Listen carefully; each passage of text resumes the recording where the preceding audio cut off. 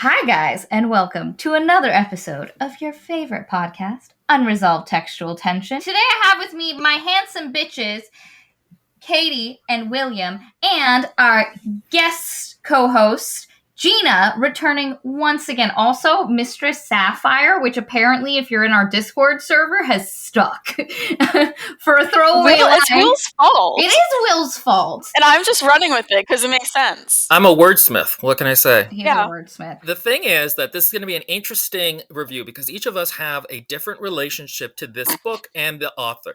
The book is Red Shirts by John Scalzi, which is sort of fan fiction in a way of Star Trek. I am a massive Trekkie. I have watched each of the series probably like 5 times. I grew up on them. They were the only TV that my mom thought was appropriate for kids to watch. Watching them as adults, I'm like, some of these gender dynamics are weird. And also, Gina, are you not also a Trekkie, I hear? Yeah, I was actually going to do troll spots, but I didn't wake up in time. So yeah. Also, Gina is such a Trekkie that when we lived together in college, I would walk into the hallway at any given point in the day. And Star Trek was just playing on my computer. Or she'd be straightening her hair while Star Trek was in the background.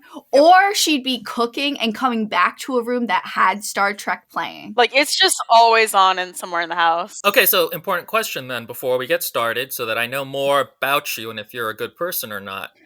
Favorite series? Okay.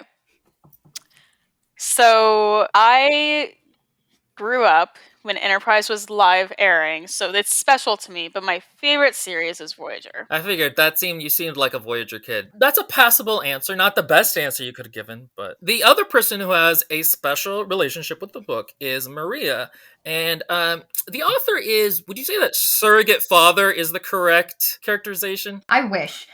So I discovered John Scalzi not through his books, but when I was 12 and I was a little writer, I was like, how does one become a good writer on the internet? And a John Scalzi post on his blog, whatever, came up, and it's like one of his most viewed posts. Like, people, that's how a lot of people find him, and it's like a lot of young kids that stumble upon this post, and it was like him just giving advice, and I left a comment. Oh my god! Okay, I have to kick out a dog. One moment. I'm so sorry. I'll be right back. Stay right there. Don't go. That was like a goblin hiss. Throw him in the garbage. Oh, and also, I will say that Next Generation probably has the best thematic everything. Like, it is amazingly done. Okay, that's a good answer. You asked for my favorite, not which one is best. That is a good point. That was my mistake. But yeah, so back to my baby relationship with John Scalzi.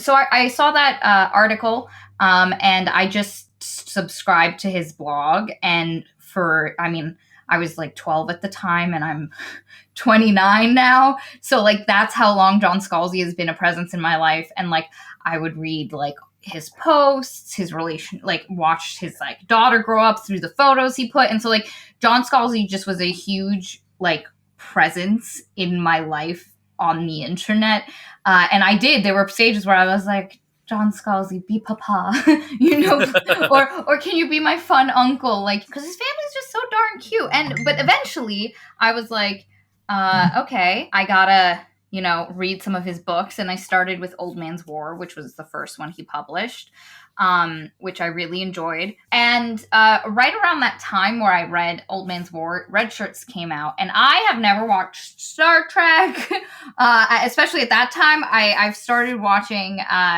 some as an adult. I dated a guy who I watched a couple episodes with him. Like, he knew I'd never seen much of it, so he'd just pick episodes he thought were like new person friendly, and I enjoyed what I saw. But like not enough to even pick up the Red Shirts dynamic, which is, common trope. So I'm kind of curious about this. Having read so much John Scalzi, how does this book compare to that? So I haven't read a ton. The other 2 books I read were in his Lock-In series. What I have to say is this by far is the most outlier of them. John Scalzi was specifically doing something weird in this book, because it's weird. We'll get into it. It goes some interesting places, and it's very meta, where the rest of his books are actually quite grounded in the world that they're in. And I found that in the other books, I got a much better sense of characters and who they were and differences between them, where in this story, the characters are not at the forefront pretty much at all. We can talk about, like, I have some characters that I think are slightly more distinct than others, but the thing being done with this that leads the plot is definitely like this is a plot-driven story. It is not a character-driven story. It is not atmospheric. It's fun. Like, it's very fun, but his other stories I found are much more grounded. They don't do the weird stuff that this does. I'll even argue that the narration in this is trying to mimic something, for better or for worse, that we'll discuss, that the other books do not have. What I will say, the dialogue is always fun and snappy in all of his books. He writes very fun dialogue. I've always had a very good time with his dialogue. Katie, what did you think of the book? I was reading it at work, and the first 10 pages in, I walked into Maria's office and said I hated it. And then... No, this is the first thing she comes in. She comes, is this book just entirely about how bad the writing on Star Trek is? Yeah, that's what... And I was like, no? Yeah. Like, no? It's definitely has to do. And then I swept back out and She goes, closed the door. because if it is, I hate it. And then just... And then I kept reading it for about 10 more minutes. And then I came back in and I was like, I love it. And then So essentially, this is awful. It's pretty good. I love it. It's a fun read. It's a fun read. I was being very impatient at the beginning, and also I've read my other relationship to Star Trek is I've read hundreds of fan fictions for Star Trek. Hundreds. That's my relationship with Star Trek, is I've just read fan fiction galore. Actually, now that you said that, so have I. Quite not as much as you, but some. I think it's really hard to write this book. I think. I can't imagine the amount of thought and creativity that went into managing the plot of this book and figuring out how he wanted to structure it in order to show the series of like revelations that happen. And I thought it ended, I was wondering if it would end on the note I thought it would. It's because otherwise it's not truly meta like it's trying to be. And it did end on that note. So I'm like, yeah, this is a open shut case. This is perfect. We're good. Okay, Gina, what'd you think? I thought it was a lot of fun. Maria loaned it to me at a time where I really just needed something meaningless and fun to read. She literally was like, I don't know what to read. I need something. And I was like, you like Star Trek, right? And she was like, yeah. No. Actually, you were trying to get me to read some like dark fairy tale with like just sad everything. And like you were offering like 4 books that all had sad. And I was like, normally. Wait, what book was that? I wanted her to read the Demon King series. Yeah. You've never read it. It's great. It's fantastic. It's one of my favorite YA series. And then she was like, no, I need something fun and mindless. And I was like, bitch, I got you. And it was great. It delivered. Like, less critical of a review coming from me here. As a ode to the glorious days of Star Trek original series, I love it because it's perfect. As is my wont and really my role in this podcast, I did not love this book. I will say that I thought it was very well written, and I should draw a distinction between, I think with what he was trying to do, he achieves that really well. I think I just was not really here for what he was trying to do and the way and the place he took the book as a whole. And I think sometimes his writing quirks really got to me in this book, and they were kind of annoying. Again, from what I understand, that's not really how he normally writes. So, like, I'm still excited to read his other work, and he's clearly very skilled. Oh, and the other thing to mention is that I listened to this in audiobook. I guarantee you, if Katie and Gina had read this in audiobook, they would feel much more similar to you. I was specifically told not to listen to the audiobook. Large parts of this book are dialogue, person tag, like he said, dialogue, person said, dialogue. She said. It gets really annoying. It's also narrated by Will Wheaton, who does no distinct voices. At all. He has one drunk guy that's pretty good, and that's it. Otherwise, he's just reading the book.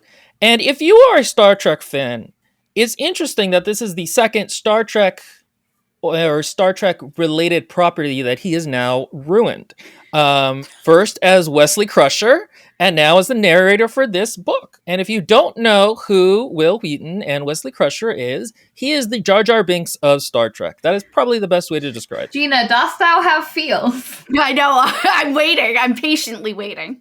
I don't want to get into this too much here because this isn't actually part of the book. We're just going to talk about Star Trek instead of the actual book here. But Wesley Crusher, I know 95% of everyone who has ever watched Star Trek hates him because Jar Jar Binks and everything like that.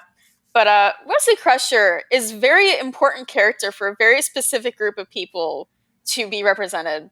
And he's a special character for me. I know why you hate him. I get it. But it always frustrates me when people hate him so much. I'm like, you guys don't understand that this was my role model as like growing up. Like, you don't understand this. And with that, we'll end this conversation. Both sides have given their opinions, and we shall have no rebuttals. Continuing. For the sake of this podcast, I'll move forward. Yes, we are moving forward. But back to Wil Wheaton as a terrible narrator. I started listening to this on audiobook because I've read it physically before and I wanted to get the comparison experience. And the first, like the prologue opening was fine because it's mainly action and stuff happening and internal dialogue. But then the first chapter started and it was character talking, he said, character talking, she said, character talking, he said. And so you just heard, said Doll, Duval said, Doll said, Duval said, Doll said. And it was just incredibly frustrating to listen to because as a reader, like I picked the book back up and I started looking at it and I didn't notice it at all. Katie, did you notice it? Did you notice that he uses he said, she said, Duval said, Doll said a ton? No. As a reader with a physical copy of the book, you do not notice how much that is being used. But when you're listening to it in audiobook with a narrator who does zero differentiation between character voices, it's like banging your head against a rock. And I have a distinct feeling that had Will, because when he first started reading this, like listening to it, he texted me and he was like, I'm halfway through the book, it's really fun. And then from that point forward, he just started liking it. My opinion on it has kind of soured over time and as I've kind of thought about the book more. But before we start on the plot, we have a sponsor today. Maria, who's our sponsor? Our patrons! We have a Patreon, guys. We've been releasing videos in weird orders, so like we talk about it in some, and then there's others where we don't mention it, and then it just comes at the end because we filmed those before we had a Patreon. But we have one, and you should join if you like talking to other people who are readers and writers, because we have a lot of writers. We're in our Discord chatting with people as well. We also have a book club where our book club tier patrons get to nominate books. We pick 3 and then everybody gets to vote on which one we read. And then we do a live stream where people can bring up their comments. We talk about how we felt about it, and it's a real fun, cool time. All right, and now back to the show. So the premise of this is like you are on what is their ship called?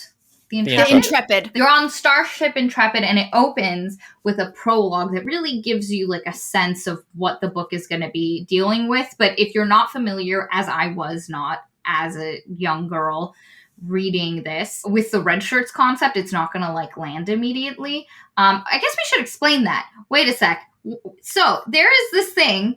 Actually, Gina or Will, you explain the concepts of red shirts. So they are expendable crewmates. Basically, in original series, whatever happened was if Kirk, Spock, McCoy, and some random guy in a red shirt is beaming down to a planet, only 3 of them are coming back up. Like, red shirts just die at the blink of an hat for no reason, all within the opening credits of the show, like before the opening credits of the show. Like, I mean, they can die like periodically throughout the rest of the show too, but like specifically, they wear red shirts because that's what security, the color for security in Star Trek is. So that's where the moniker comes from, and it's like it's a trope now that's kind of understood to be like you bring somebody so they can die, so that the drama is heightened. So this book is based around that concept, and it opens with some officers. I think it's the Captain Abernathy and then head science officer King coming down to a planet with a red shirt, and it's told from the point of view of this expendable red shirt character, and he's like, wow, being real dramatic because, like, why are they reacting this way? And then, like, this other character does something that gets him killed, and he's like, he should know better. That doesn't work. Yeah, wait a second. I want to comment on this scene so bad. So I got so emotionally invested in this red shirt character so quickly, and I was so disappointed. I thought he was going to be like our protagonist or something. And let me just explain to you, listeners or watchers. So he's on this rock, and he's like, oh my God, there are these something sandworms. Margovian sandworms. Yes, and they're like literally just tore off the flesh of some other person. And like, you know, two of the main characters are further in on this cave area where they're safe. And then all these stupid things happen. And this guy's like, oh, like, you know, I'm pretty smart. Why are these people being so stupid about this process? Even my superiors are being really stupid. It's stupidly dangerous. Why don't we just do normal, logical things? But then all of a sudden, he becomes illogical. He runs across the thing, even though he knows he shouldn't. And then there's like a sandworm attacking him, and he's like thinking about what his death would mean to his father and how it would tear apart the friendships and all this stuff that would happen. And he's like, I won't let that happen today. And then he gets up, he trips, and he dies because his face is sucked off by the worm. And that's our intro. It's so great because I'm gonna read, and you really get a tone for what the book is. He's on top of the boulder, and he thinks, well, this sucks. And then the captain goes, Bargovian landworms, Captain Abernathy said, and smacked his boulder with an open palm. I should have known. You should have known? How the hell could you not have known? Thought Ensign Davis, and looked at the vast dirt floor of the cave. And so it's got that like tone where you're literally in his head, and he's making comments as it's going. And then all of a sudden, like, thoughts will start coming into his head, and he's having rational thoughts and these random thoughts. So, like, a thought suddenly came to Davis. You're part of the security detail, it said. You have a pulse gun. You could just vaporize the things. Davis would have smacked his head if the worms weren't already doing that by driving it into the boulder. Of course, the pulse gun. He reached down to his belt, unclasped it from his holster, and then he shoots. And then everyone's like, no, Davis, you shouldn't have done that. It makes them angry. And he's like, I know that. Why did I shoot? What possessed me to flip and shoot them? It's so annoying! And then there's this point where, like, Captain Abernathy suddenly says something about his father. And he's like, you don't know my father. And then he's like, wait, yes, you do know my father. You went to, like, school together. You rose and became he was your captain when you were just but an ensign. And, like, this information just suddenly floods his brain, and then he dies for dramatic effect for Captain Abernathy's story. And so, Gina, were you going to say something? Yeah, it's ensign, not ensign. Ensign, thank you. Oh, shit! For years, for a decade, I've been saying ensign in my brain. Yeah. I had to stop myself from correcting Maria as well. Yeah. That's how we're Trekkies. Thank you. But then she said it the second time. I'm like, no, we need to tell her, like, before this continues for the next hour. All the fan fiction I've read, Mm-hmm. I've been saying ensign in my head. And I this thought is that how sounded you know cool. Katie and I haven't watched Star Trek, because we don't know. But anyway, that's how it sets you up. You literally get put in the head of this character close, like you're in his brain, and then he just dies by Borgovian landworm. And it's a bizarre, ridiculous scene. And if you go in like Katie, where you think even remotely this is going to be a serious book, I can see why this prologue would be absolutely infuriating. I read this prologue. I'm like, oh, this is going to be perfect. I love this book. Like, this is amazing. Like, that was my thing, because, like, it's titled Red Shirts. Maria said it was going to be, like, a fun book. I'm like, yep, this checks out. This is going to be awesome. And then after the prologue ends, we transition to the cast of our main characters. And the person we mainly follow is Andy Dahl. And he's just been assigned to the Intrepid, and he is waiting to get on. I actually wanted to make I don't know if Scalzi did it on purpose, but the thing I thought of first and foremost when we were introduced to Dahl was, wait, is his last name Dahl because he is a doll in the story being acted out? And that's, I don't know if that's why, but that's what I was thinking of. Because that's how the narration refers to him. The narration mainly just refers to people by their last name. So Dahl is just called Dahl. Only other characters call him Andy. And I think his full name's Andrew. But anyway.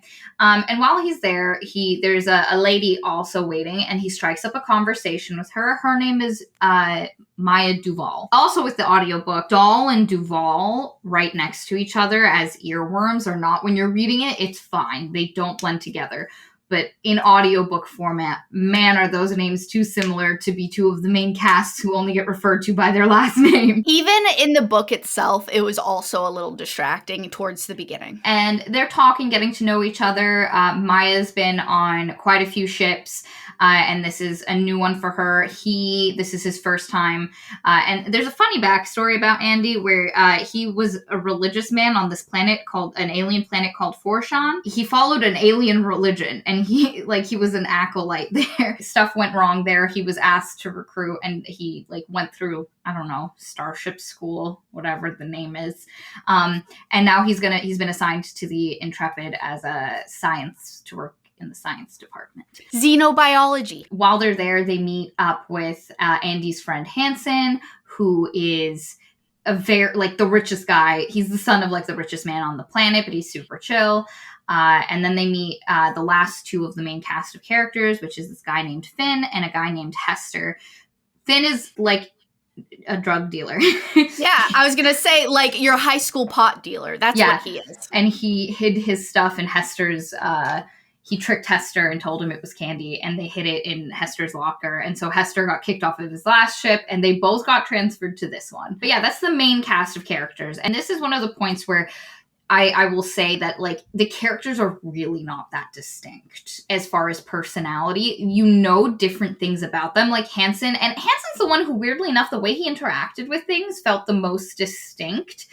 For a character that is, not a huge part of the story, because the way he just interacts with stuff is very, Dahl says something about him in the beginning, which is basically he's been rich his whole life, so he knows how to clock if someone's being sincere or insincere, because that's literally what he's dealt with his whole life. And you get a feeling for that. But besides that, there's really there's a point where Maya says something about Andy being really calm and chill, and Maya is not that way, and you never get a clear sense of that. Part of it is that the dialogue is all very Whedon-esque in that everyone has sort of the same sense of humor and the same wittiness, and it is witty and snappy, but they all have more or less the same voice. Mm-hmm. And I think that was one of my big problems with the book, is that none of the characters really feel like people. They all feel sort of like ciphers and just pawns to be moved around. And to be fair, I think that works with kind of the style he was going for, of just very laconic. It's trying to tell what it's trying to tell. It almost has a short story kind of focusedness about it, but it made it kind of hard to care about the themes of the book that happen later, and really to care about kind of what happens. I would agree for that. I see, the thing is I can see how Scalzi was trying to create a packaged product. That doesn't sound right, but a packaged product where the theme all ties into the different elements of the book. And so I can see that. But it also did take away from the emotional impact of some of this stuff. For example, when one character dies later on, I didn't care. I was just oh yeah, but this is part of the story. But in a weird way that works out, because he's a red shirt. And so, if you read it like that, as almost like an academic piece or a good example of the meta, then it really works out perfectly. But as an emotional bond thing, of course, it's not gonna stick. And he goes heavy into themes in the last third of the book, of people talking about themes. And I was kind of I feel like this feels more trite than it would if these were real characters kind of confronting this. But again, that's kind of one of the things where I don't like the goal he was shooting for, and I'm not sure how valid that is as a criticism. Yeah, because overall the book works. I'm leveling this complaint again, not a complaint, but a comment that the characters are not really that distinct. A lot of negative reviewers have spoken about that. But I argue there's this thing with this book where it feels like a script. Yeah. When you're reading a play script, and there's this idea that the actors would come in and flesh out the character personality a little bit. And there's a particular point, I sent it to you, Will, and I highlighted it. So let me grab it. But it really shows you, because there's a point where one of the characters makes a description is given, but through dialogue in the same way that it would come through and I don't want to say in a Shakespeare play, but in a play, except a script with no description, no because most scripts for TV shows will say, and then Andy looked at Maya and Maya made a face, but if you look at a Shakespeare play, it's just the dialogue and you have to... Don't you look at your face at me, sir. Fun fact, I've read almost every Shakespeare play except for about 5 because we had a class on it. I was homeschooled. I know, I remember you telling me that and I felt deeply for you. There's this one thing, and again, it's got some description, but again, it feels like something that would be fleshed out within an actual scene. I'm excited, Doll said. This will be my first posting. Duval looked him over, a question in her eyes. I went to the academy a few years late, he said. So what you get in that moment is that Andy Doll looks way older than he should if this is his first posting. And all you get was she looks at him questioning, and then he goes, yeah, I kind of came in late. And that's the vibe of the dialogue here. There are descriptions. Yeah, in a normal book, you would have had a moment of either, if it's in her viewpoint, he had graying hair or receding hairline, or I don't know, some description like that. Or if it was in his, you would have, he knew she was looking at his, wrinkles of his eyes or something. And in a funny way, I really actually prefer this narration style, at least that little detail, that tidbit. I think that's really clever writing. And I agree. It worked for this book. It worked for the tone. This book is trying to do something. It's trying to bring a specific feel. And I think for me, it succeeds. Now, from where Will comes from, again, this book is doing something Will just isn't here for. So it's not going to be something that's as enjoyable for him. But for the three of us, I think it succeeds in what it's trying to do. And it's just it's fast paced. It's punchy. It's fun. The revelations hit, but I completely understand where Will is coming from, where it lacks a level of depth. And I will argue that as we go on. There is, because it's dealing with this meta concept, and that is really far forward, there is nothing beneath the narrative. It becomes, I don't want to use the word academic, but it becomes, it becomes more of an art piece. Or a thought experiment. Exactly. Yes, exactly. And I think it does that. Again, just thinking about it is making me a little bit, not angry, but just ugh. But yeah, it's more or less what he was trying to do is not what I wanted it to. Maria, I swear to God, if you do another voice. I'm Will. I'm so smart that I don't like books trying to be smarter than me. Yeah. Oh, I like that. Wait a second. No. We're not doing... No. We're not doing... I only like my minis. I only like painting minis, but I don't like cool academic experimental books. You're not even doing a characterization of me. You're doing a characterization of Maria's characterization of me. So you get introduced to the characters. They go on the ship, and very quickly they realize stuff on this ship is not okay.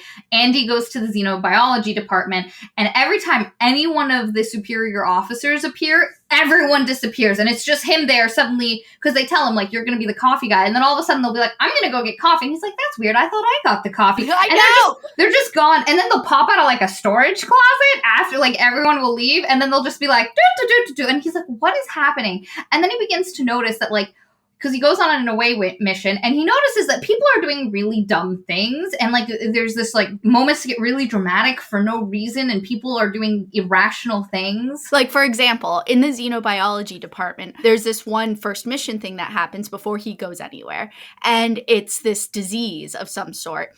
And they're like, we need you to figure out a cure for this disease in 6 hours. And Andy's like, I'm sorry, that's literally impossible. No. He says we need an anti-disease instead of a vaccine, or an anti. Yes. What is it he says? An antivirus. An antivirus. That's not a thing. They were like, you mean a vaccine? A vaccine? No, an antivirus. And so he's just like, this is my field. I don't understand what's happening right now. This is not realistic. Anyway, so they give it to him, and everybody's like, oh, don't worry. It's not an issue. He's like, what do you mean it's not an issue? He's definitely going to die. It's because we're not going to find it. People's flesh are rotting off of them. Yes. And so anyway, they're like, oh, no, don't worry. They go into the storage closet. They bring out a microwave looking thing with like 3 buttons, and they're like, just stick it in there and we've got the antivirus. In exactly 6 hours. Exactly. Or no. Dramatically on the dot. The people in the department tell him, okay, look, you're going to bring it to them. And when you bring it to them, you have to go to the, what's it called? Bridge. The bridge. And he's like, why would I bring it to them? I can just send him the information. We have computers. And they're like, no. You have to dramatically bring it to them.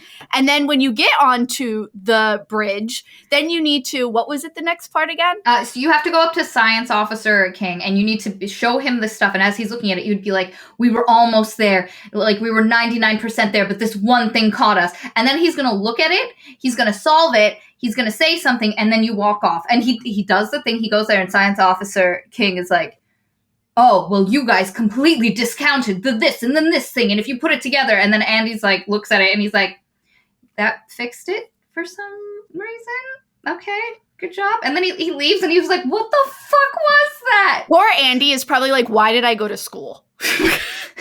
When there's a box, because there's a moment that he says, because he was studying with one of the top xenobiologists, he wanted to go on the Intrepid because they were having so many scientific breakthroughs and successes, and no one could replicate what happened on that ship. Like, it had obviously worked because people were healed, but no one, and so Andy wanted to come to see it was the box. It was a microwave. But the other counter to that, though, is that Intrepid also has, like, the highest death rate of the entire, whatever they call it in this by world, like a mile. Fleet of whatever. I believe it was said it tops all of it combined, if I remember correctly. Except for the bridge officers. They're usually fine. Except for that one guy who's basically Chekhov, who just, like, gets killed, like, almost killed, like, so many times. Or Karensky? Oh, is that why he's Russian, too? Yeah. Okay, that made sense. I was wondering who he's supposed to, like, represent. And then I saw Anatoly, and then I was like, oh, is he the Russian guy? Yeah, he's supposed to represent him. I'm not that that's Chekhov's role in the movies, but it is, or the TV show, but it is pretty funny that he's constantly injured to show that, like... To show that they get hurt, too. But he's just magically fixed a day later. And so, because he notices, like, Karensky is the one who had the, like, virus that was eating his flesh alive. And then, like, 2 days later, he's on another away mission. And Andy's like, bro, you good? That's not realistic. Do you need a Kit Kat? Like, what's up? What are we doing, buddy? That was a call to Friendly Space Ninja. He says that all the time. I don't want anyone to claim that I stole that for myself. But, like, everybody's like, how does this guy, like, is he superhuman? What is happening? And enough stuff starts happening that Andy's sirens and, like, red flag alarms are going off. And it comes to a head where, like, he kind of angers one of his, like, he goes to his, like, team and he's like, what is happening? Like, why are you guys disappearing? Why is this thing happening? And they're like, we don't really know why, but we stay out of the way of the officers because if you come into contact and you get on their radar, there's a higher chance you go on away missions. And if you go on away missions, there's a higher chance you die. So we just avoid it. There is this guy named Jenkins and he tracks them for us and lets us know. That's what it is. Andy was asking questions about Jenkins. And then this thing happens where the officers come in, like the superior officers come in and they're like, we're doing an away mission. And everybody gets really mad because they think Jenkins is punishing them because of Andy asking questions about him. He wasn't. He was taking a poop. Yeah, I know. He was like, I was taking a shit. How am I supposed to know everything at once? The head science, like the person in the xenobiology department, I think her name was Collins, she gets really mad and she sends Andy and then another person who she actually, because she needs to send 2 people on this away mission. And there's 3 people in her department she cares about, herself, this other guy who she's close to, and this other girl, and then there's, Andy.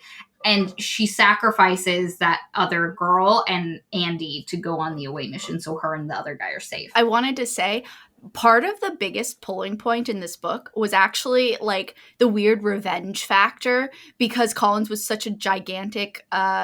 douche nozzle? Yeah, like, I couldn't figure out what I wanted to say. But yes, both work. Anyway, she was so awful. And so are a lot of the other members of the Intrepid. A lot of them have figured out that they just don't tell the new people about what's happening, the weirdness that's happening on away missions. And so they let them all become, like, plot fodder. literally. And they are just like keeping themselves safe. So what really drove me throughout this novel was Dahl and all of his people figuring it out and like essentially shoving their face in it and being like, nah, we figured it out. Like, screw you. We saved everyone. I did like that element of like the crew existing kind of, there's a hierarchy of who gets sent on away missions first, and everyone's trying to keep up the ladder so they don't get it. And they just sacrifice new recruits. So again, I feel like that would have been more impactful and more interesting if the characters were like real people and felt like real people and not like ciphers. And I agree, Will, but it hit me well enough that I still got really a lot of satisfaction from the ending. The thing for me is that for this book to have the full fleshed out characters, I don't think you could have done what this book needed to do. And that's the thing is I read this and at certain points I was like, man, I wish they were better fleshed out. There was a scene between Maya and Andy, and I wish I had a better feeling between them of a difference of personality. But I think that would have gotten in the way of what this was trying to do, and I liked what it was trying to do. So, like, this book, let's just put it this way, this book will not work for everyone. If you need to really, like... Well, that actually brings up an interesting question, which is, what do you think the book was trying to do? Like, because I've said that too, that the book was trying to do a thing, but like, what exactly is it trying to do? To represent a journey into the meta of like speaking to the audience, but in this case, it's like, it's the classic what if scenario where it's like, oh, what if every time we come up with an idea, an alternative universe creates itself, and those things actually do exist. But then the question of, if you stop thinking about it, do they still exist, or have they stopped, or like, you know, have they created a life of their own? But why would having more fleshed out characters not have that work? No, it could, but then you, like, I think he's also mimicking the script writing. No, this would have been a horror story. If the characters were fleshed out and we cared about them, that's why you didn't want them fleshed out. Horror story. Good point. You I'm can't, into like, it. Again, this was a comedy. It can't be a comedy if we are super invested and care about these characters and their story. Because, like, that's a great point. There was a moment where I was reading this and I was like, yo, this shit's terrifying. It is. I felt that about like 4 chapters into the book. I was like, this is actually a really horrifying. At around this point where you realize there's these people not sharing information, people are dying, they're putting together that this shit is really weird. That, it was really horrifying. And I feel like if the characters were really developed and we were really invested with them, we never would have been able to escape the horror of it. And this would have been like a horror action adventure. It would have been Final Destination in space. I think that's true. I think the thing about it is that, so if they are real characters, then it is a horror, and you can still explore those ideas of a metatextualism that we'll get into later, and then also explore more of the human cost of it and the emotions of being replaceable and disposable. Expendable, but I think maybe he just wasn't interested in also doing that aspect of it, or, like, again, I don't think it necessarily would have hurt one project. He just probably wasn't interested in it. Exactly. And again, that's what I meant. Like, it wouldn't be the same thing. He wanted this to be a comedy. Like, it is very apparent that this book is a comedy. I mean, a dude gets his face sucked off by a sandworm in the first, like, 5 pages. The pants thing. The pants thing is great! The whole Karensky meeting, like, this is a comedy. I just think that to get too invested with the characters would have made this what you're talking about, which would have been a fine book, and I probably absolutely would have loved that book as well. I just don't think that's what he was here to write, and because if he wanted it to be a comedy, I think this is the way you have to do it. And if you are okay with that, this is an enjoyable book. But if you would have preferred the other side, which definitely it seems would have, then this book is going to feel like a missed opportunity to you. And that's fine. It's not for everyone. Anyway, continuing. So he goes on that away mission, and the other officer that was friends with Collins and her crew gets killed, and Andy comes back and not the other lady, and they're even more mad. And so she decides, I nominated you for a posting on the bridge. So now you're going to be literally in the captain's way. On this mission that he goes on, it's actually 2 people that go on the mission with him, a man and a woman. And they're from the xenobiology group, and they were the like higher rung people, so that way they had relationships with Collins and such. And so they legit become such a nasty pair that they intend to execute Andy in the middle of the forest. Oh, but then, so that they would survive, because they in their head, it just needed to be a sacrifice. As long as someone was sacrificed, they'd be safe. But unfortunately, they don't know the full power of what's happening, and the narrative was not with them. So they both end up dying. Collins is pissed, sends Andy onto the bridge. At this point, Andy has been talking to his friends about this and the chaos of it, and he's like, we need to find this Jenkins guy. He knows what's up. He has a theory. We got to find him. And he met Jenkins. Like, Jenkins appeared to him one time and then like disappeared. So they decide they're going to like go into he hides in like the tunnels, the storage. Jeffrey's tubes. Yeah, they're Jeffrey's tubes, right? I thought that was hilarious. They're like, why are there so many in this ship? It doesn't make sense. And I was like, yeah, that's Jeffrey's tubes. Apparently every system on a ship has to have a man-sized tunnel right next to it. It's hysterical. That's so ridiculous. Oh, they are often featured in Star Trek. What happens is that in the original series, Scotty at one point needs to go into a Jeffrey's tube to fix some transporter problems. And you're like, okay, that makes sense. Like this one system was close to a manhole chute. But then what happens is that writers seem to have thought, oh, okay, all the machinery is next to Jeffrey's tube. And so these ships have this massive amount of space that's not being used for anything next to systems that don't need it. It's like, it makes no real sense. Honestly, think of it like a colonial Victorian, like something house that has like the servants' passageways. Like that's essentially what it is. It goes literally everywhere.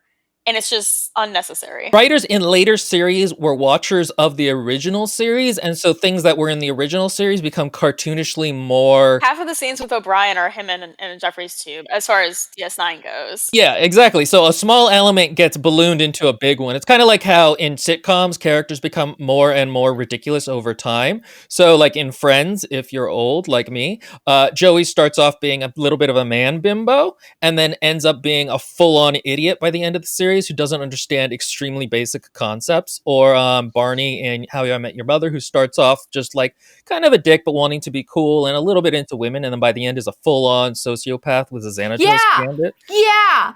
What the heck's with Barney? Oh my god. Yeah, because things have to become the watchers of the series become writers for the series, and things have to continue to get bigger. But anyway, yeah, I thought that was just a funny callback to this show. So Jenkins lives in the Jeffries tunnels.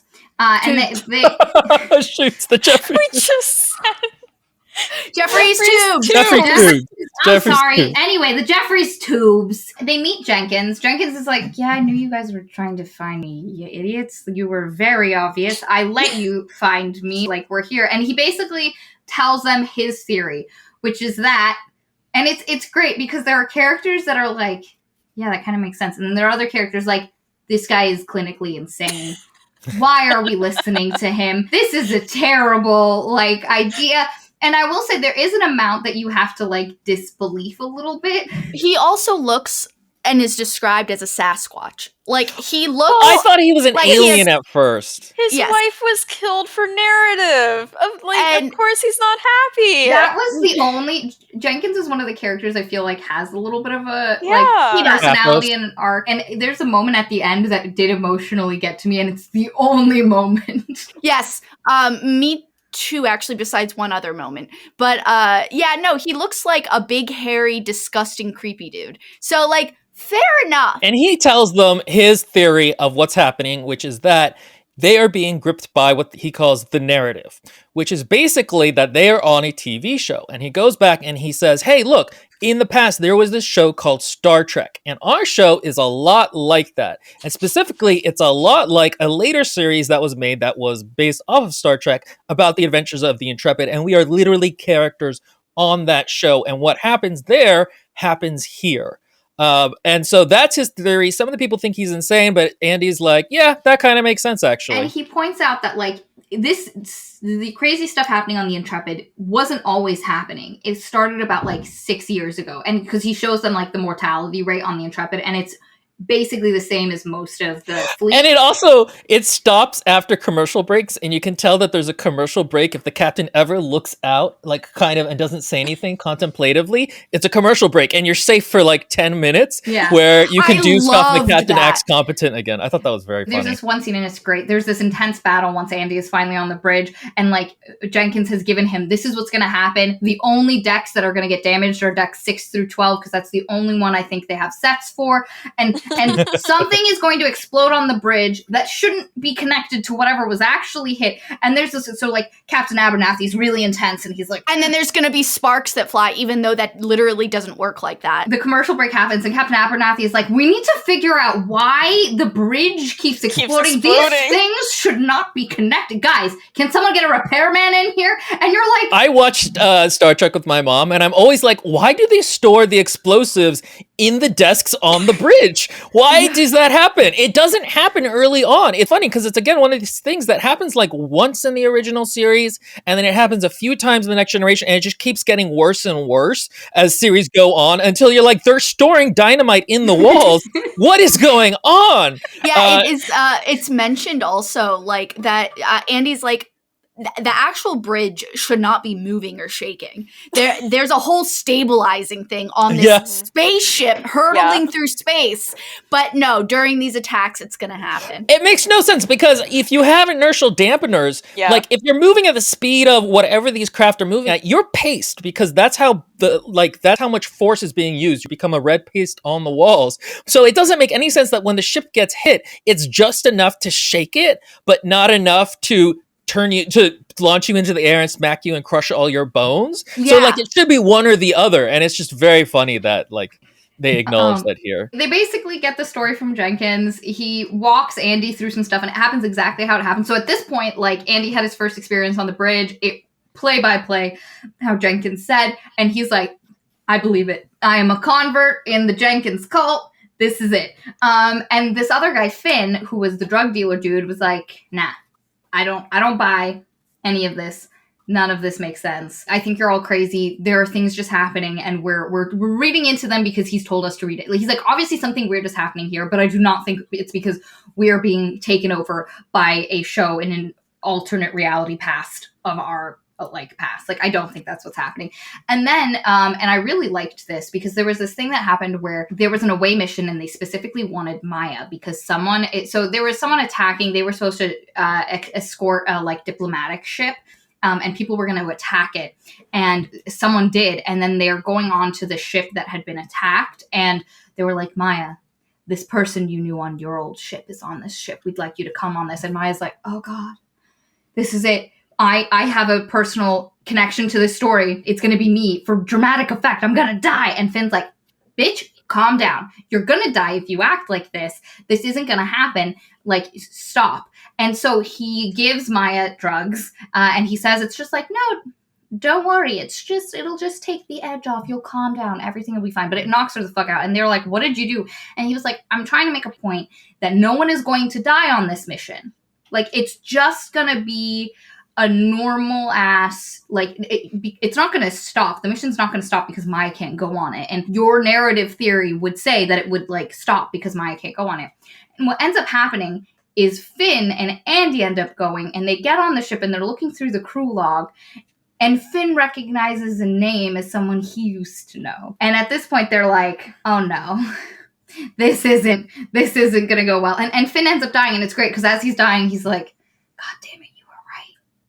Go figure out how to stop this. Again, another reason probably for the way the characters are written, because this is the most horrific death in the whole freaking book, I think. The other dude had a bomb in his brain or something, and his whole brain explodes, and the explosion of his old friend's brain takes him out as well. And if you really care about the characters, that's going to be a gutting scene. And that I like the horror aspect of it, but go ahead. And that's the thing is, Will would have been here. I mean, again, to this day, he still ranks Priest's Tale as the best. No. It's moved down. Scholar's Tale is now my favorite. Or not my favorite, but the one I think is best. And I agree. The other thing about it, and the other thing that it's sort of a counterfactual, because again, this is not what he wanted to do, but it was what I would have wanted the book to do, is to have a more grounded and less metatextual reason for the red shirt. element of it. Again, he's not interested. He wants to do the metatextual, but I would have preferred and found it more interesting if it was something like the captain was a crazed person who had was narcissistic, kind of like that one Black Mirror episode where the guy traps all his coworkers so that he can take petty revenge on Oh them. my in god, Star Trek. that's my favorite episode in the entire series, by the way. That is my favorite episode. Yeah, it's It pretty is good. the best. Yeah, I would have preferred something like that, and then you could have dwelled more into his character and the complexity of it. But again, that's not what he's interested in. He's really interested in this metatextual idea of writers. And here's the thing. Would I have read that and probably enjoyed it? Yeah. But I also like this. And the thing is, the Black Mirror episode is that. Like, I don't need another. No, I didn't need that from this. I like this book. It's fine. I wouldn't reread it, but I like it. And I hadn't ever reread it until now, and I noticed way more of the things that weren't as good as I thought they were when I was younger. Again, 10 years ago. Such as? Again, I didn't notice that the characters were completely not I read it so quick the first time. I had no concept of the characters not being fleshed out, and that the emotional beats, that some of the emotional beats it didn't hit. Again, I argue that's for a reason and it's necessary, but on this time I did notice it, and there were ways in which I missed it, just because as a current reader, I much prefer character-driven, atmospheric stories. I think at this point we all that's something that's pretty Maria likes character-driven, atmospheric stories. That's one of the reasons why the first Hyperion book is my favorite, because it's literally, here are the stories of these characters, and then everything else gets a little bit vague and plotty, which I still enjoy, but I have a sweet spot. This book isn't that sweet spot. But anyway, I still enjoyed it for what it is. I think it does a good job. But I think there's something important to be said about, we're having this discussion. Will obviously didn't enjoy this book, and that's okay. I wouldn't say that I didn't enjoy it. I just didn't like it the longer it sat with me. He's a very talented writer, and he wrote the book that he wanted to write well. They go to Jenkins, and they're like, we need to, fix this. There has to be a way. And he was like, well, I got an idea that might work. And basically what it is once upon a time there was an episode where the show went back to the past. And it was a part of the past that had no, because they've gone to the past a couple times, but there's been a historical figure or a historic event happening. Because they were wait, basically Jenkins' idea is we go back to the past during when this show was written. You convince the writers to stop writing the show, and then we're good. And everybody's like, but wait, how do we make sure we go back to the right time period? Well, and what he says is funny, is that it's either a historical, one of the ways they tell what time the show is because it's always the current time that they go back to, if it's just a generic event. So you see this in Star Trek, the original series. They're going back to the 70s, even though they could go back to any period. In Voyager, they're going back to the 90s, even though that could be any period, because that's when the show was written. So that's one of the ways they tell. And there's no major historical event that is recognizable. And so and he basically, what Will just said, Jenkins is they went back in time, nothing important happened, it was just 2006. That's probably the current history of the show, so that's the year you need to go to. And how they did it was they flew into a black hole. And the characters are like, we're gonna fly into a black hole, and he's like, you need to bring one of the superior officers because the narrative won't kill them. Because there's this, they mention a lot that physics rules break. I will kick you out. One moment. And basically, if you want physics to break to your purposes, you have to bring one of the officers or one of the non-killable characters, because then it will make sure that the narrative physics takes hold and not actual physics. Because all of them are like, if we fly into a black hole, that's it. And he was like, not if you bring. So they were like, okay, who are we going to bring? And Maya has been sleeping with Karensky, which everybody's like, he's got 4 STDs. It's hysterical. He's had so many issues. And she was like, listen, none of you are because Andy's like, really, that guy? And she's like, you weren't stepping up. And I'm like, Andy, missed opportunity, bud. But Andy is completely uninterested in any of that, which is hysterical. I love that. Yeah, there's no romance between the characters. Again, this book ain't here for that. It's doing something specific and it's going for it. But anyway, so they're like, okay, we're gonna nab Karensky, and so they were like, Maya, you're gonna convince him to take those things Finn gave you. Finn's death was kind of Like, it was a That little was sad. sad. A little sad. There are 2 other points in the story I will say that are sadder and hit more emotionally. Finn's death is also kind of comical because he's like, God damn it, you were right. But anyway, so they're like, Maya, you have to convince him to do this. And it takes a while. And eventually they go in and he's passed out and he doesn't have pants on. And they're like, what happened? She's like, you do not want to know what I had to do to get this man to eat those fucking drugs. He just wanted to get right into it. And I had to stall real hard. But he doesn't have his pants on. They load him into a like storage container thing, and then no pants. And for a reason, because they're like, well, why don't we put his pants back on? She's like, no, trust me, just leave his pants off. And it's never answered. But it works anyway. So they load him up, they get onto and there's this thing, like Andy's episode is about to happen, where they're like, Andy, we need you. There's a issue on diplomatic thing on Forshan, and you're the only person that speaks all 4 dialects. And Andy's like, we got to get the fuck out of here. But it's also how they get their shuttle, because they're like, we need you to take a shuttle and go down. And he was like, can I bring one of the officers? And they were like, Captain Abernathy is like, no, doll, I believe in you. You can do this. You have what it takes. And he's like, we have to kidnap Karensky.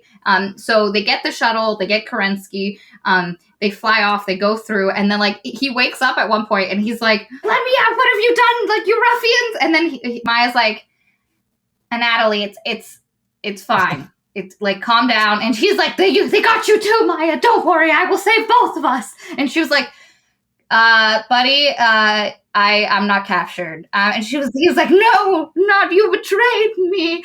And she's like, buddy, I'm going to open this, but and he's like, where's my pants? And she's like, I have your pants. I'm going to open this and I need you to calm down. And he's kind of quiet. And then he's like, okay. And then she's like, buddy, I am very suspicious of that pause.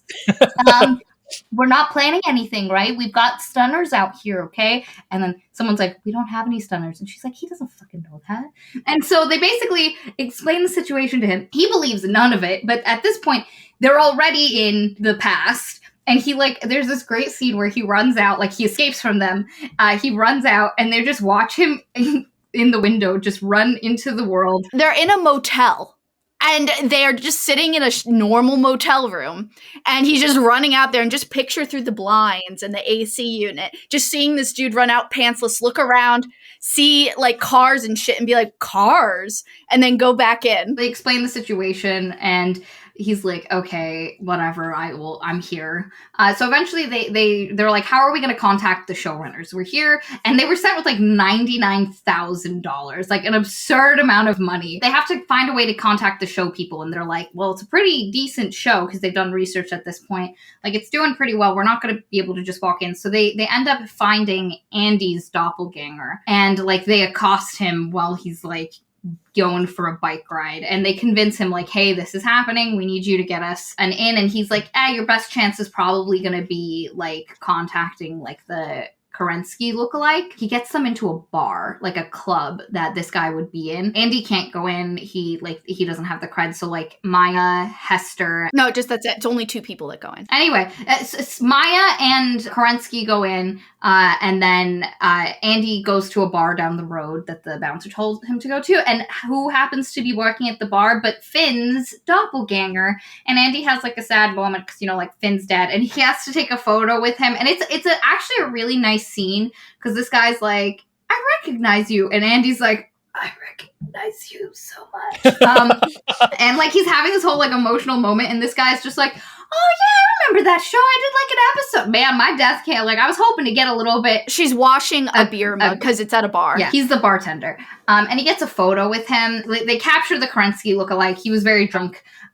So he wakes up in this hotel room, and it is one of the best scenes in the entire book. I love it. One moment, guys. It is actually one of the best scenes. It's one of my favorite scenes. Yeah, it's hilarious. Okay, so the doppelganger guy's name is Corey. Corey looked puzzled at this, glanced down at the underwear on his body, and then bent over. So they said, like, your pants are in the restroom drying. You were so drunk you pissed yourself. Besides taking your pants for discussion purposes, we figured you might not want to go to work in clothes that smelled like urine. Corey looked puzzled at this, glanced down at the underwear on his body, then bent over at the waist, sniffing. Both Duval and Hester gave looks of mild disgust. Doll watched impassively. I smell fine, Corey said. New underwear, Doll said. Whose? Corey said. Yours? No. Mine, Karensky said. All this time he'd been sitting silently in a sweet chair, with its back to the bed. Now he stood and turned to face Corey. After all, you and I are the same size. I know, isn't that great? I can't handle that. It gets better. Corey gazed up at Karensky dumbly. You, he said finally. Me, Karensky agreed, who is also you. It's so fucking good. It's just so dramatic and like ridiculous. And Karensky's like the best character. He I feel really like, is. honestly. Anyway, Corey is like really arguing against all of this, and he's also like, okay, maybe this is true, but I can't get you in. And then Karensky's like, guys, give me some time alone with him. I'll get through to him. And they're like, okay. So they leave, and as they leave, they were like, did anyone else pick up the vibe that maybe something sexual was going to be happening? And Andy's like, no, like they no. have a whole conversation about how like he probably did. It's because it's the most intimate moment. Like if you could see yourself, wouldn't you bang yourself? And everyone's like, no. But they really think Kerensky's the type of person to have sex with himself. The narration makes it sound like that's what's happening. Like it does. yeah. It sounds like, like it's not just the characters. You're like, oh shit. And the next super day, dark. He is so vain. It's like, you know, that's the whole thing. It's like for both sides of it. It's like, you're the most beautiful person I've ever seen. So yeah, of course. And Maya's also like, nah, that's like the greatest thing. He loves himself. This is probably the greatest thing that ever happened to him. And the next day, they're like, what happened? And he's like, honestly, one of the most beautiful, profound experiences I've ever had in my life. And they were like, oh, fuck, they banged. And eventually you find out, like, no, they just had a really hard time. It was having a conversation with someone who understood you so implicitly. It was therapeutical. It was therapeutical. And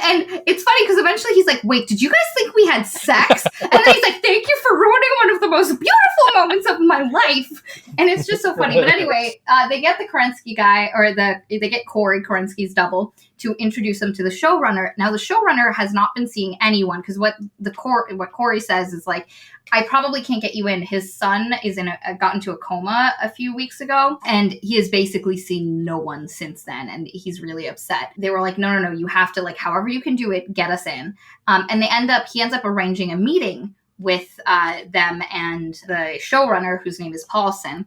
And as they're going in, they'd just eaten, and they'd gone to a Mexican food truck, and the character of Hester, who prior to this made a comment about, like, I shouldn't be here. All of you have interesting backstories, and I just grew up in like a rural town, joined the military. Like, there's nothing specifically interesting about me. Andy, I'm not supposed to be here. And Andy's like, no, of course you are. We love you, Hester. And he's like, you don't even know my first name. You guys all refer to each other by your first names. You don't even know mine. And then he's like, holy shit, what's your first name? And he's like, Jasper. And then he's like, okay, I'll call you Jasper. He's like, don't call me Jasper. It's a fucking dumbass name. Why would anyone call me Jasper? And, but anyway, he's like, okay, Jasper. But as they're going into Paulson's office, Hester had one too many carnitas burritos. And he has to go to the bathroom. So Hanson, the rich guy, who, again, you've noticed I've referred to a lot of the other characters, but not to Hanson a lot, waits with him. And so Maya, Andy, and Karensky go into the office to meet Paulson.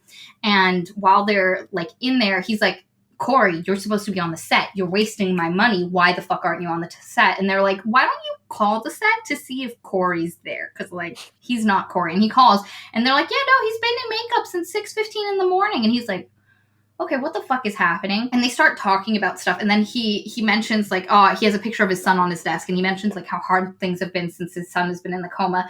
And as Andy looks at the photo, he goes, oh, shit. And then you hear screaming outside and someone screaming the name of Paulson's son. And it's in this moment as a reader that you're like, oh, fuck, Hester is Paulson's son. Because he mentions that his son decided he wanted to be an actor for a little bit. So he gave him a bit role on the show, which was Hester, which is why Hester has only ever been in one away mission and weirdly knew how to fly, because that's the character they wrote for Paulson's son.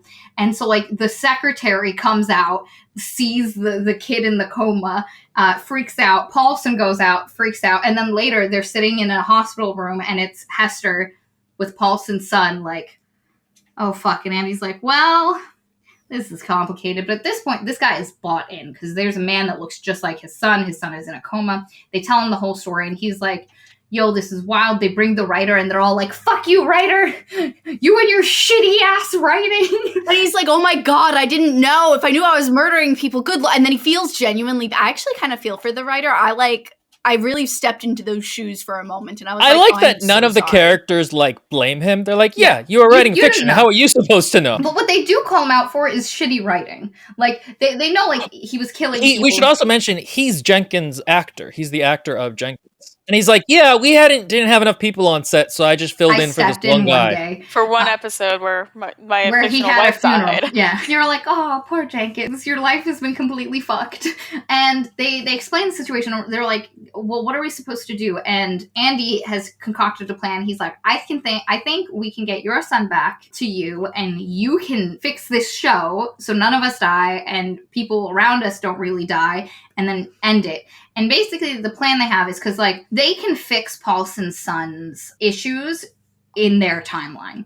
But the problem is they have a 6-day time limit. And this is one of the funniest moments because they were like, okay, we'll just send you guys back and then you can come back and switch back and we'll be great. And then they were like, no, we don't have enough time. And then the head writer is like, God damn it, the 6-day time limit. And Paulson's like, what 6-day time limit? And he's like, you know that episode where I sent them back to the past? I wanted it to be dramatic, so I put a 6-day time limit. Otherwise, there's atoms would liquefy. And then the guy's like, Paulson's like, you are a fucking shitty writer. Like, what the fuck? Basically, the plan is they're gonna leave Paulson's son on like Earth in that timeline. They're gonna take Hester back, and no, I lied. They're gonna leave Hester. They're going to take Paulson's son with him, except they're going to refer to him as Hester. And the narrative is going to refer to him as Hester. And when he gets healed, he should reappear as Hester, and Paulson's son should be fine. And should be like the Hester body version. So It's kind of like their souls are switching. the head writer has to write this scene really, like this episode really quickly. And the agreement is we're going to go back and you have one season left to wrap up the show. You don't kill any of us. Try write decent stories, and then we end it, and you don't write any stories within like a 300-year period around our timeline. Sucks to be that person 300 years away. They go through the plan. The head writer wrote, I mean, it's a hysterical scene of just like how he made this work.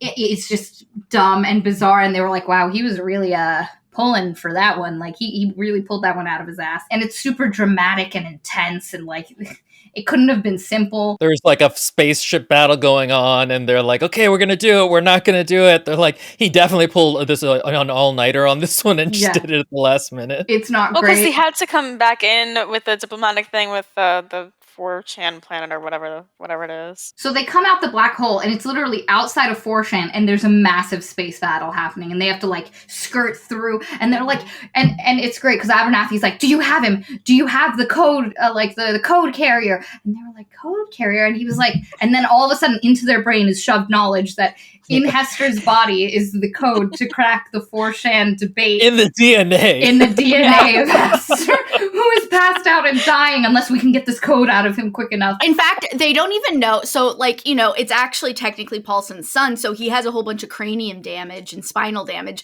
So when they actually end up getting Hester onto the ship, they're like, what happened to him? Why does he have so many like things wrong? And they're like, we got hit so much he got banged up on the And ship. so like they have to heal him, but there's this great point when they get him on the ship, they take the sample, and like Andy has to run, and I think Hansen comes with him. Someone comes with him, and Karensky's like, you just want me to come with you so you survive, like we survive. And he's like, yeah, sure. But what ends up happening is Andy has a sinking suspicion that he, like, if he doesn't make it to because he has to take this information to a place, bring it back. He has to bring it to the magical microwave to get an answer, yes. And the microwave, the box. and they have to travel through Sector 6, which is one of the ones that regularly blows up. There's this great point where like something explodes and he gets stabbed through his kidney. Like literally his liver. It's literally just like he's impaled through it, and he like hands the thing to Karensky, and he's like, I made you come with me because I knew if something happened to me, you'd be able to get through.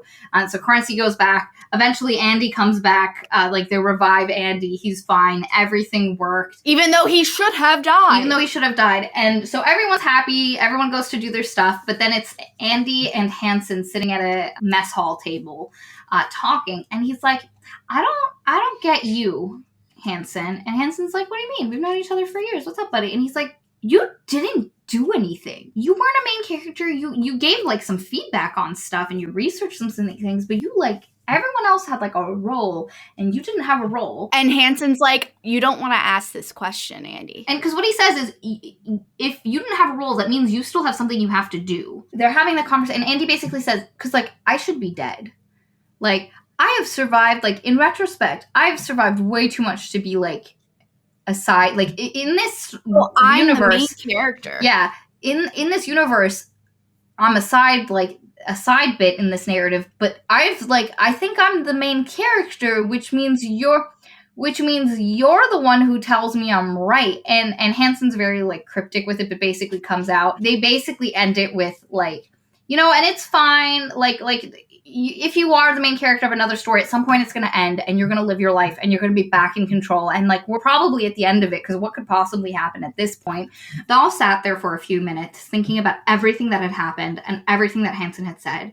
He then got up and went to his station on the bridge, because whether fictional or not, on a spaceship, a television show, or in something else entirely, he still had work to do, surrounded by his friends and the crew of the Intrepid. And that's just what they did, until the day 6 months later, when a systems failure caused the Intrepid to plow into a small asteroid, vaporizing the ship and killing everyone on board instantly. So that was sold to me. It's because I thought, oh, that's when the show ended, and that makes sense. But then you get chapter 24, and it says, no, I'm just fucking with you. They all lived happily ever after. Seriously. And that's how it ends on that note for that part of the story. And so, like, that's the end of, like, the novel part. And then we have the 2 codas. 3 codas that come at the end, which tie into different things that happen in the story. Who wants to take point on the codas? Because I did not finish reading all of them. I didn't read any of them almost. All right, I read them because I'm a responsible person and really, let's be honest, the heart and soul of this podcast. The first coda is actually the one that really irritated me. It's about the writer, I forget what his last name is, on the show, basically starting an anonymous blog, asking people like, hey, I have writer's block now because I know the people that I write might be real, and when I kill them, like, they might actually die. I don't know what to do. And so it's really about him struggling with that question, and it's told through his blog posts writing these. And basically the answer he comes up with is because he goes into like a dream where all the dead red shirts talk to him, and basically they say like, look, it's not that killing us was bad. Everyone dies. We're just mad that we died in a bad, dumb way. And your writing is tired and dumb in certain ways. And like, if you really want to respect us, try harder. And he also talks to another writer who sort of believes him, but sort of doesn't about it. And like, that's again, Scalzi dealing with the metatextual nature of it, which I did not find super compelling, and it's written in this very snarky way that's like... It bored me, so I didn't finish it. The best thing about that coda was the line where, with the other writer, he's like, how did you even know that I was like doing anything? And she's like, oh, I have a Google ping like set up if anyone ever mentions my name. I'm like, yeah. And then the second coda is from the son of the producer, and it's written in second person. And it basically, it's his discovery of like, oh, what happened? I was in a coma, and then why do I not have the injuries from the wreck that I was in? What are my parents not telling me? And it also deals with him like not knowing what he wanted to do in life. And so he gets a message from Hanson when Hanson was waiting in that body, being like, look, I used to be like you. But now I kind of feel like, I'm willing to risk my life for you. And I feel like that's given me a little purpose. And you should also try to find your purpose and go with what you want. And then that one was like, okay, I didn't find it super compelling. I liked that one more when I read it the first time. Yeah, it's okay. The first coda bothered me so much because the tone of it was trying too hard. The third coda is the one that kind of affected me because it's the one that's told from the viewpoint of the actress of Jenkins' wife. So what happened is, we didn't say this when it was at the time, but while he was in the past, Andy delivered a letter to this actress that Jenkins had written. And it was basically, it showed her a bunch of tapes and letters that the two had written to each other showing their relationship, because he just wanted to know that some aspect of his wife was alive in another place, and that he just wanted to share that this had happened between them. And she's actually like very affected by this because she doesn't quite know what she's doing in life also. And what ends up happening is that she actually writes back a message to Jenkins and puts it in a bottle and is like, I don't know if you're ever going to get this, but in the same way I'm talking to you that you were talking to me. And then she actually meets the writer who plays Jenkins, and then they go out, and it's like, oh, it's a romantic thing that it's ending on. There's a letter from Margaret Jenkins to Adam Jenkins, the Jenkins that's on the ship, and that letter was cute. Returning to the book, there's a scene, like Will said, where Andy goes back and gives all of this stuff to Samantha Martinez. It was affecting because Jenkins' grief was one of the most distinct, like Jenkins as a character is one of the most distinct ones. His relationship with his wife. And again, it is still a little, and I'll give this to Will, a little perfunctory, but it was one of the, so the two moments that got me really emotionally was when you realize Hester is Paulson's son, because it's just is like this, like, oh, shame, like, that sucks. And also because you're finally like, oh, that's who Hester is. And then this moment when, I guess a little bit when he's talking to Nick, the bartender that was Finn, that's about it. And the giving Jenkins stuff to the actress that played his wife was for me one of the most significant, like, emotional beats in the story. Will, you said you had like one that kind of affected you. Was this that it? was the one, the coda at the end. I felt like that kind of touched me a little bit, but it also felt kind of distant. See, Finn's death was also, it was the first part where, well, actually, that's not true. The prologue with the first red shirt is what hit me the hardest at first, because I was like, I actually like that this dude is like thinking and stuff, and he seems so personable at the first, and then it was gone, and then Doll was dead. So again, what Scalzi set out to do, he kind of did. You might not be happy with the direction he wanted to go in, which is completely valid. I can understand where if you really wanted that other emotional, very like contemplative, looking into like the darker, like character focused horror. If you really wanted that and you're here for that, then like, yeah, this is much lighter fare. Like if you, I feel like too the themes he talks about in the end, because there's a lot of talking about like predestination and meaning and purpose, and like I just felt like a lot of that actually just felt telly and not showy because they're not really characters. So that's the only place that I would say that I don't think it makes for a very effective story in exploring those themes, because it feels very trite in a lot of ways because it's not really the characters talking. I see what you mean. Again, we don't need to restate that everyone has their own opinions. Right, because mine's right. You know what, William? What? We got to talk about this masochism, sir. Massive ego? Misogyny! Oh. Misogyny! I don't think it's chauvinism. I think it's willism.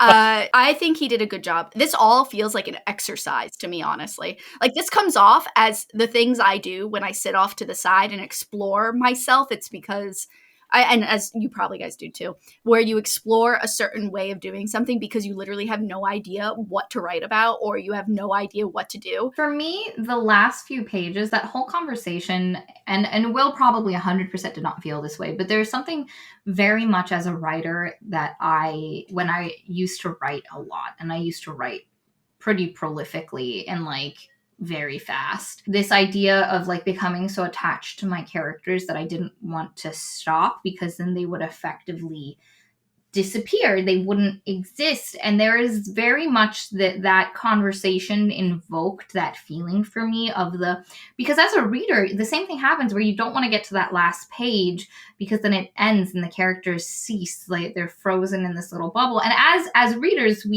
once we get over that fear, we then hit the next stage, which is personal fan fiction creation, whether we never put it down in pen or AO3 or fanfiction.net. We all do it as readers where we like fanfic what happens to these characters in our head, what we would like to happen to them. But that first stage of grief, when you finish a story, when it's done, and as a writer, and I've never completely like finished a book. That's not something I've done. I know Will has, but I kind of fear that moment of like putting it down and being like, okay, this is where that story ends.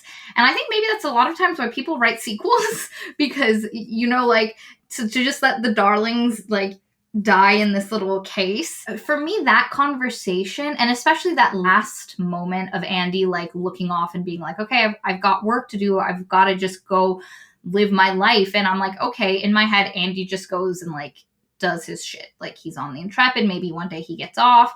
I don't think Andy ever gets married. He doesn't seem like that's a focus of his. Like, but he doesn't.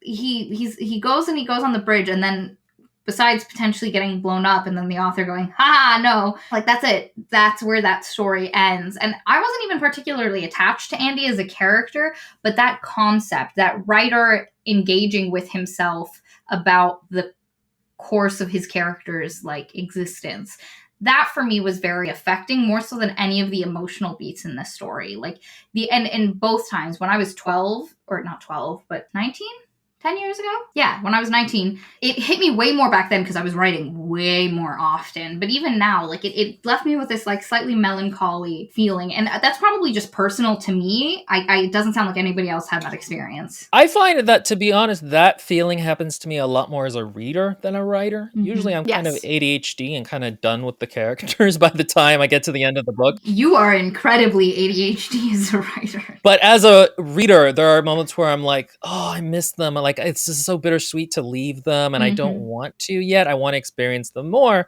which, is a lot of where fan fiction, like you said, springs from. Does anyone else have any last minute things they want to say about this book? I'm just interested to see what Scalzi writes like normally, when I'm sure we'll get to one of his other books, because he is Maria's surrogate papa. Literally, there's not a single writer who has been... it is bizarre that I have not read more of his books than I have, and I will. But unfortunately, he came, like, when I started reading his books, began the period of my life where I stopped reading as much.